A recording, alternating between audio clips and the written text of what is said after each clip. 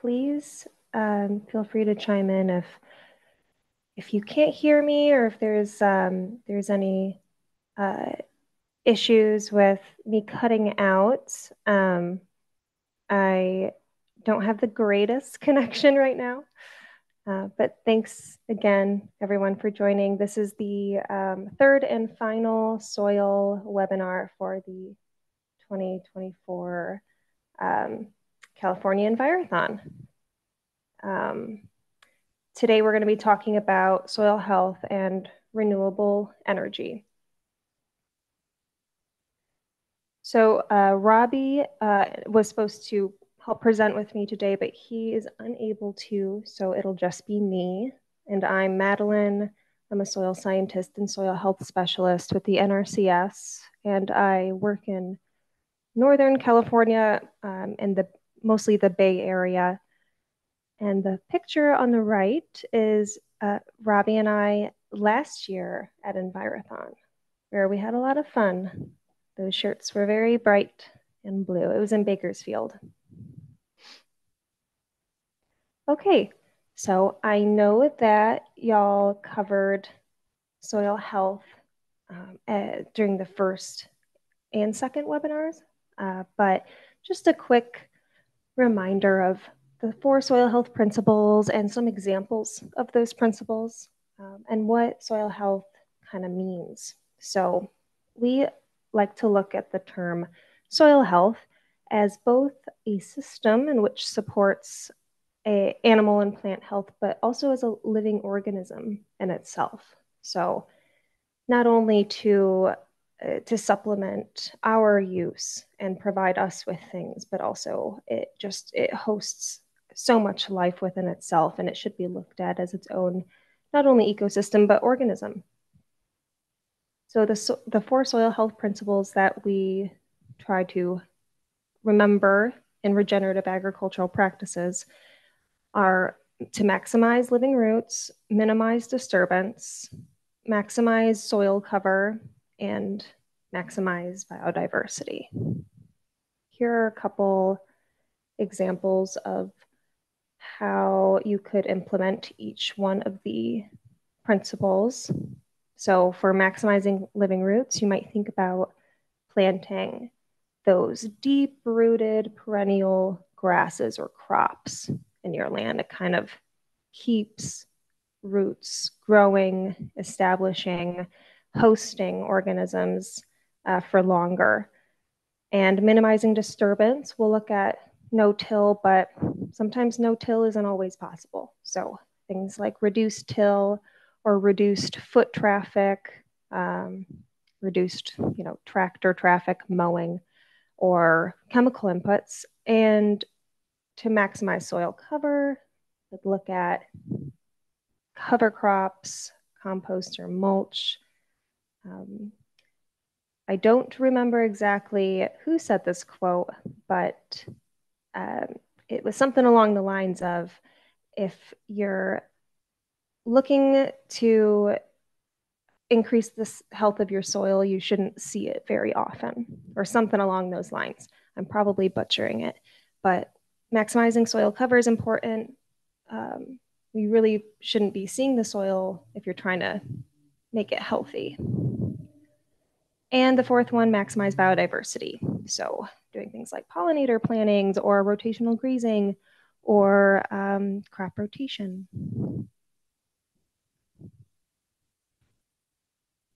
So healthy functioning soils are able to do an array of services and help us and the organisms within it. And these include improving nutrient cycling, and they provide good aeration to promote plant root growth. Healthy soils will improve farm and ranch profitability and resiliency, and they will produce food and feed and fiber and fuel at sustainable levels. They will reduce sedimentation and runoff and improve water storage and plant available water while protecting water quality, and also storing carbon in the form of soil organic matter. They can also help to reduce diseases and pest problems. So, healthy soil is the only kind of soil that we want. Sorry, I think your screen is frozen because it's still on the title slide. Oh my gosh. Okay, thank you for letting me know. Let me go back. Yeah, that I tried to put something in the chat about it. Okay. I didn't know if you were just trying to introduce yourself, but it kind of looks like they weren't able to see like the first few slides. All right. Thanks for letting me know, guys. I'm not sure why it's not sharing past the intro page. Let me try it with this. Okay. Do you guys see this slide, the four soil health principles? Yeah, go to like do it full screen. So try to click that icon in the bottom. Oh, it is full screen for me. So let Oh, me see. because when we look at it, it is not, it's we don't see like can you go to like slideshow, like view show? Okay, so Uh I can click that. Is it not full screen? no, it's can you go to like the slideshow tab? Maybe that'll Okay. help. Do you You see my go, screen right now? yeah, I can see the PowerPoint, but we can see Okay. all the PowerPoint toolbar and everything. Okay, so the slideshow tab would be this one. No, slideshow, it's like where you have home, insert, like it's animations. Okay, there you go, slideshow, and then do like from current slide or from Okay. beginning. You might want to do it Okay. from the beginning because I don't know if they really. Okay, gotcha. You can click the from the beginning button on the upper side. Yeah. Okay, is it still Yeah. um okay. You can't see the full Yeah. screen. Yeah. I don't know what's going on with that. Hmm. Hmm. Okay. Let's see. If anyone has any Yeah, because I suggestions for don't. me, feel free to chime in because I am unsure of how to. I'm clicking slideshow and then it shows up as Yeah. full screen for me, but it Well, and doesn't then if for you you. do from and then the from beginning button, click that one. And it still doesn't do anything. There's like a share, there's share tab in the top. I don't know if the share does anything. Okay. There's like present in teams, and then there's like share.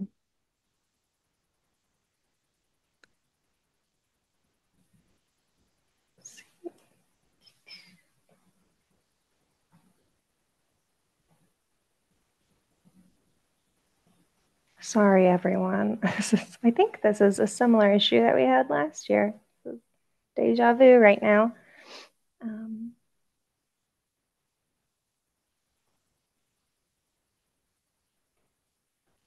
so right now, am I sharing my screen still? No, now we can't see anything. Okay. All right. Um, Let me try something. Let me just try to share my entire screen and see if this does the job. There you go. Now it's I, working. okay. Okay, All we got it right. to work. Sorry, everyone. My bad. Here we go. So did everyone see the introduction? Uh, did everyone see this slide in full view? I think I don't think they saw any of that full because it Okay. was all it was we had the whole PowerPoint toolbar the whole time. So you might just want to breeze through the first few slides so they can see the full screen one of it. All right. Well, thank you, Rachel, and whoever pointed it out to begin with. Here we go. This will be a smoother ride. Okay, so me and Robbie, who's not here today, and okay, so soil health principles. This is what I was going over, and just it might be more helpful to see this graphic here and to kind of see what I was saying on the screen here. So maximize living roots, minimize disturbance, maximize soil cover, and maximize biodiversity. This was the slide when I was talking about healthy functioning soils and what they're able to do.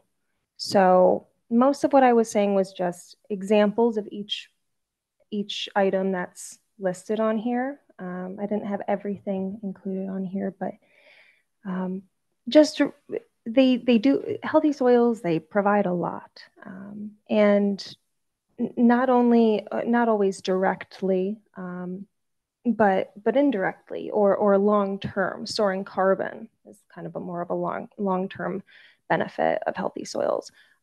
A shorter term might be helping to produce feed and food and fiber and fuel, which is what we will be talking about today, renewable energy. And longer term benefits of healthy soil could include being resilient to drought or to floods and to, being that sponge that soaks up that water rather um, than having the water completely run off and not soak in and cause flooding. The good thing is that all of that stuff was mostly just review. So here we are to the newer stuff. So renewable energy, I'm sure you are all quite familiar with at this point. Um, you know that what non-renewable energy is, and I've put just some basic facts in there and what is considered non-renewable energy. But they account for over 75% of global greenhouse gas emissions, and almost 90% of all carbon dioxide emissions. So that's huge. And then, so renewable energy, right, is energy that comes from a source that's not going to run out. And here's a few examples. They are natural and self-replenishing, and they usually have a low or zero carbon footprint. We're not always going to get zero, but to get close is much better than being where we are with all this stuff up here.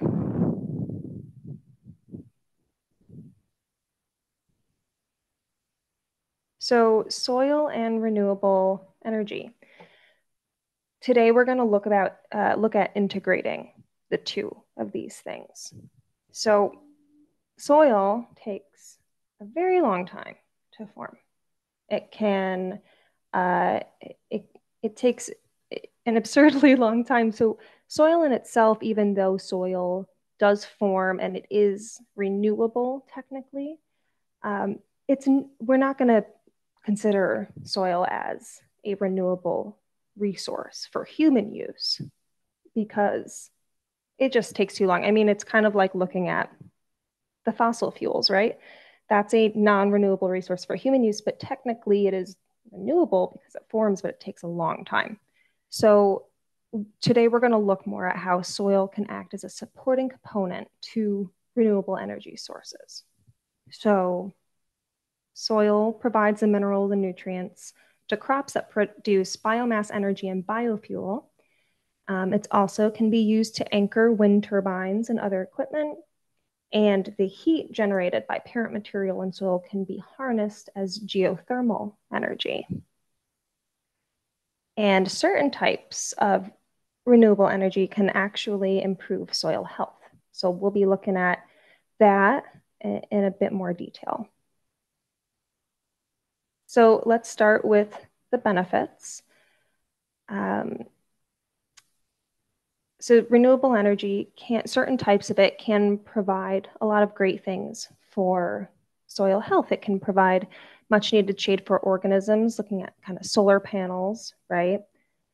It can reduce soil erosion by protecting against high winds and promote biodiversity by providing habitats for plants and animals.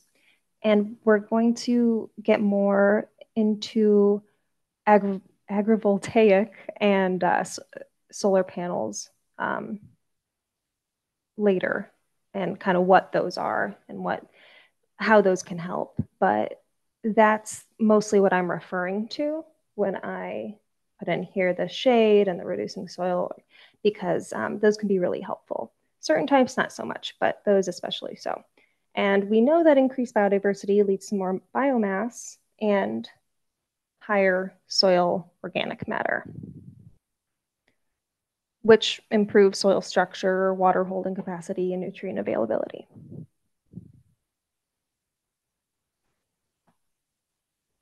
Renewable energy can also benefit soil health indirectly.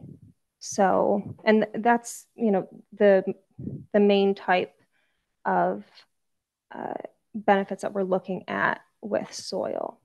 It can help to improve the economic viability of working lands and can act as a positive incentive to help preserve farms and forests from urban sprawl and suburban sprawl.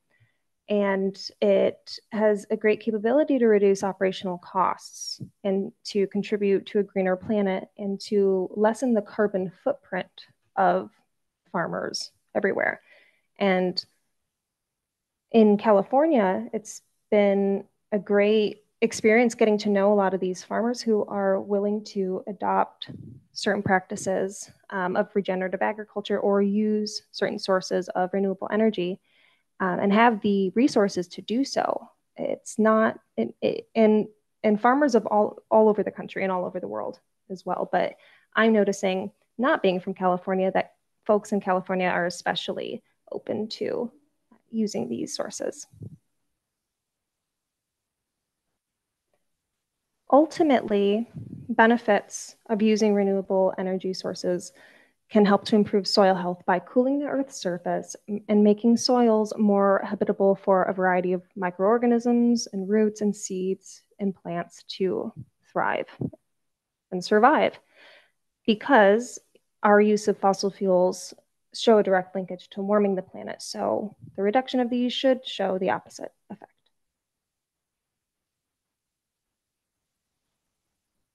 So along with our benefits, we also have a couple challenges. And these, we shouldn't be worried too much by these because it all kind of depends on what's being done, the location, the type. Uh, and nothing's perfect, right? It may not be zero carbon footprint, but it's going to get close. But it's important to address that renewable energy, although much, much better for ourselves, humanity, the planet, than non-renewable energy, it does have a couple setbacks, especially regarding soil health, because soil, I mean, it's the structure of of so much, and it's also very fragile, so it can be easily disturbed, and habitat can be easily uh, destroyed, so we just have to be careful.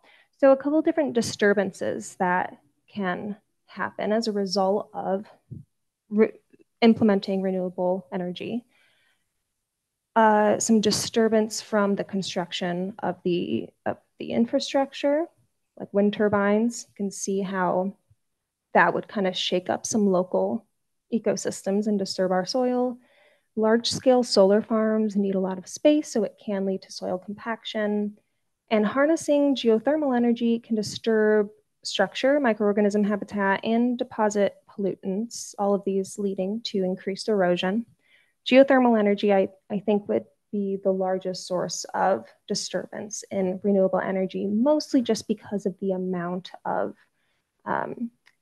the power needed to dig down to a certain depth. Other sorts of challenges regarding renewable energy, mostly just some emissions, but again, not nearly coming close to the amount of emissions from non-renewable energy sources. So I wanted, yes, just to reiterate that these challenges are not obstacles that are too great to overcome, and they're opportunities to get more creative. So there are just a couple things to keep in mind when we are managing for renewable energy sources on soils. To just to remember, biomass needs to be produced and harvested as sustainably as possible, and to choose management practices that minimize adverse impacts. Let's see. Also, management practices that complement local land management objectives. It's good to kind of stick with what's already being done in terms of conservation.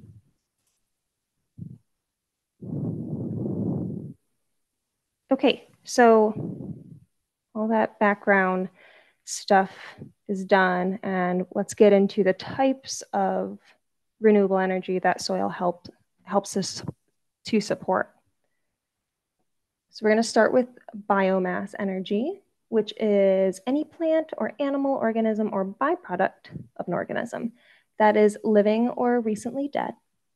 And biomass energy is the energy used from that biomass. So it's crops, residues, and other biological materials that can be used to substitute for fossil fuels. So soil supports all types of biomass, and it controls the supply of nutrient and water to the plants. And it is our oldest form of renewable energy and oldest form of energy in general, right? It's burning biomass and generating heat and power from that as long as 1.5 million years ago.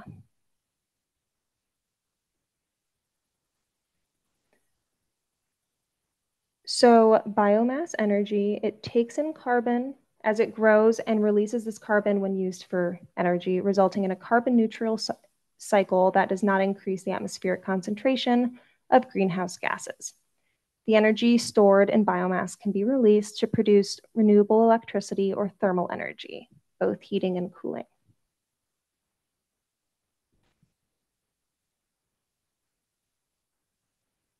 So biomass and biomass energy has a lot of benefits. It reduces carbon emissions, sequesters carbon in degraded land, reduces emissions of black carbon, and short-lived greenhouse gases.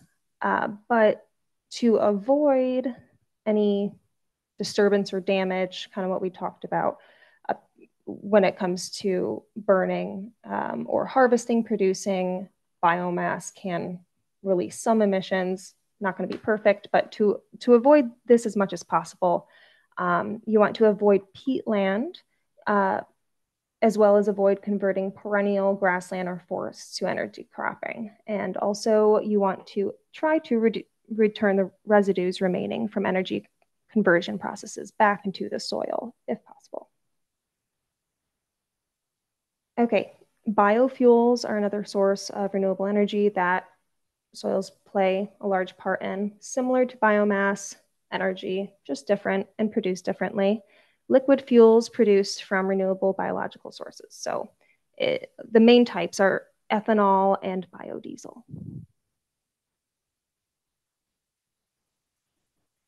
So biofuels can help to alleviate the demand for petroleum products.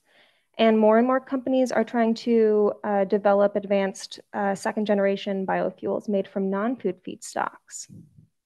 So the ethanol and the biodiesel are the main sources right now, but several companies are trying to add things to in addition to that. So municipal waste, things like everyday household throwaway items, right? Algae, perennial grasses, and wood chips. But as of now, biofuels remain the only widely available source of clean energy.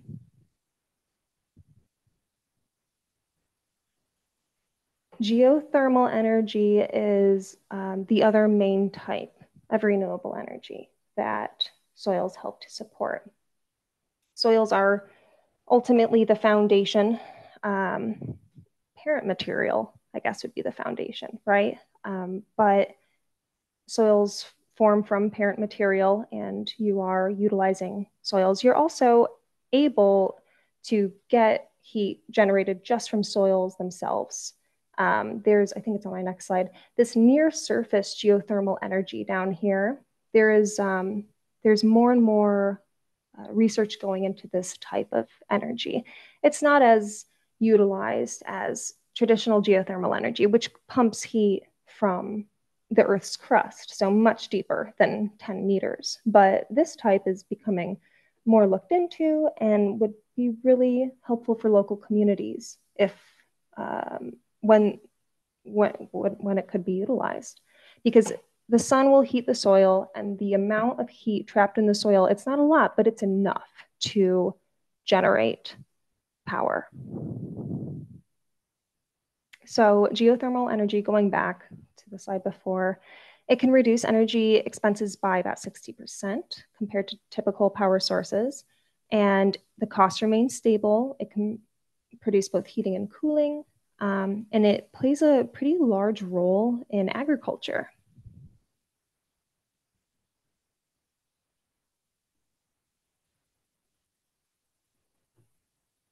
So that is what we're going to talk a little bit about now. Let me know if I'm going too fast. We're talking about how geothermal energy is harnessed and used more and more in agricultural practices. Um, Farmers are learning that it is cheaper and cleaner than fuel, and it is lessening their carbon footprint. So it is commonly used in a few different types of agriculture and different operations.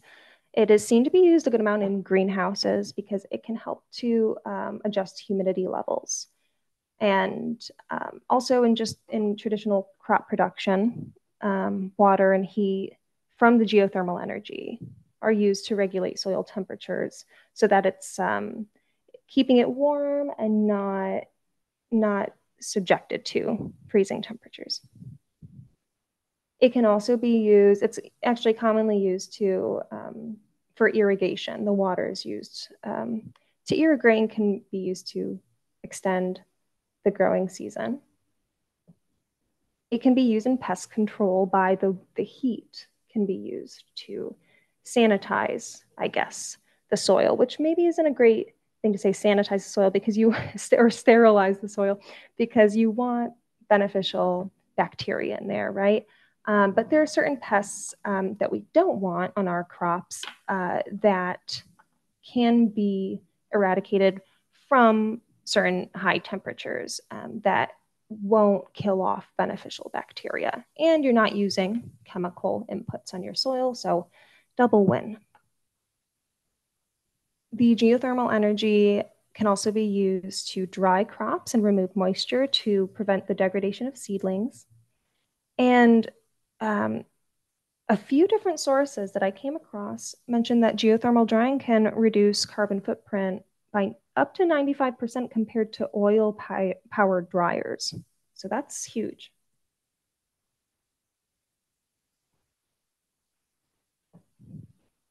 Okay, I'm going to say it wrong again. Agrivoltaics. I think I said it right that time. I've been learning more about agrivoltaics recently, and it's also called dual use farming, and it's similar to solar panel. I mean, it is using solar panels, but what it does is it installs they're suspended high above these fields so that you can actually utilize this land in addition to harnessing renewable energy from the sun and solar energy. So you're not we were talking about the challenges with renewable energy earlier, and just the solar farms sometimes can take up a lot of space and cause a lot of compaction. And so these kind of take that problem away. It's not as common as a traditional solar farm, but I'm hoping that they become more widely used. So agrivoltaics, they increase carbon sequestration and slow water evaporation, and they shades and cool soils and promotes seedling establishment. I mentioned these in one of the first slides. So they help to protect soil from wind erosion, and they can help to provide habitats for plants and animals.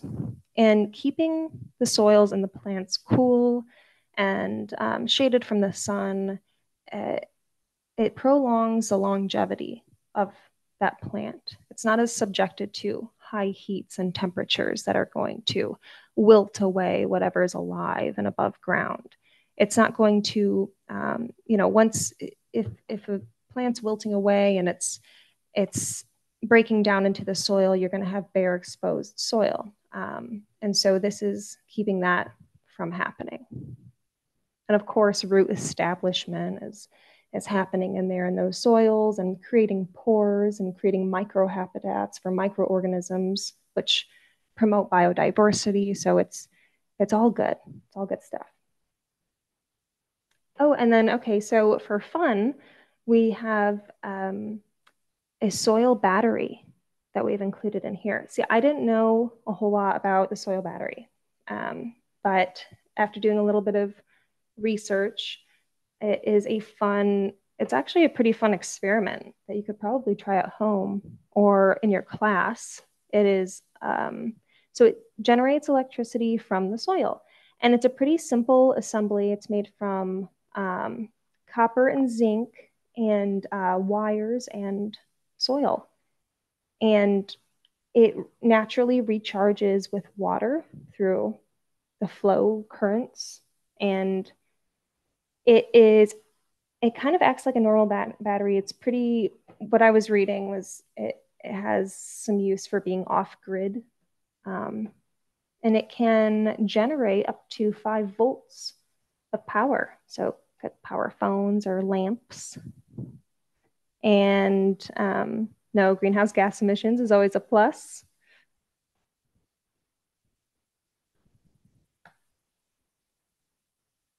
Okay, so the main takeaways from today, and I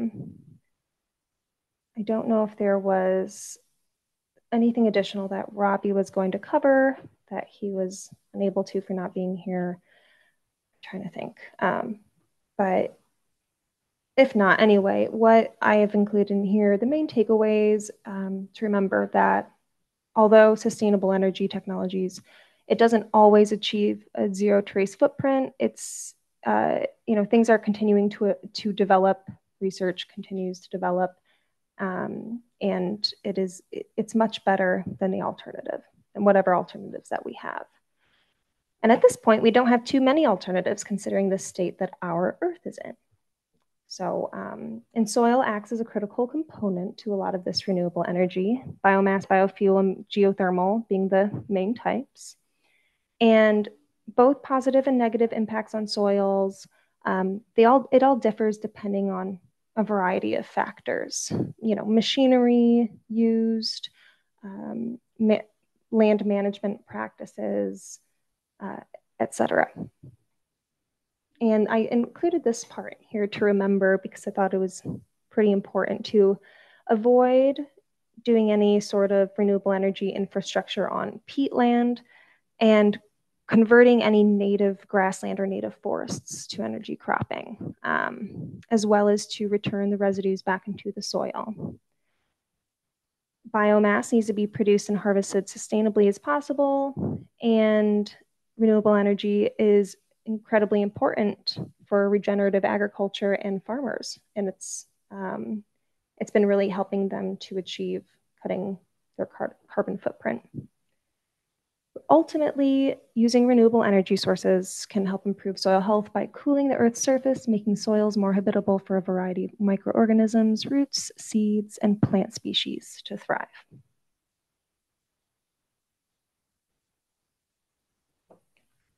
And we have I don't know, 20 minutes for questions. If anybody has any questions, I'm gonna stop sharing my screen so that I don't mess this up again.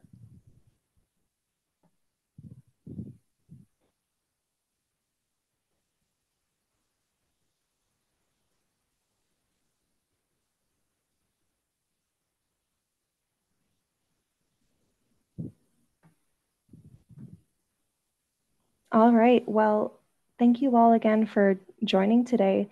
Feel free to add to the chat if you have any questions. I'm going to stay on just for a couple minutes in case there is any of that. But if you don't have any questions, you can feel free to hop off and enjoy your weekend. Thank you all.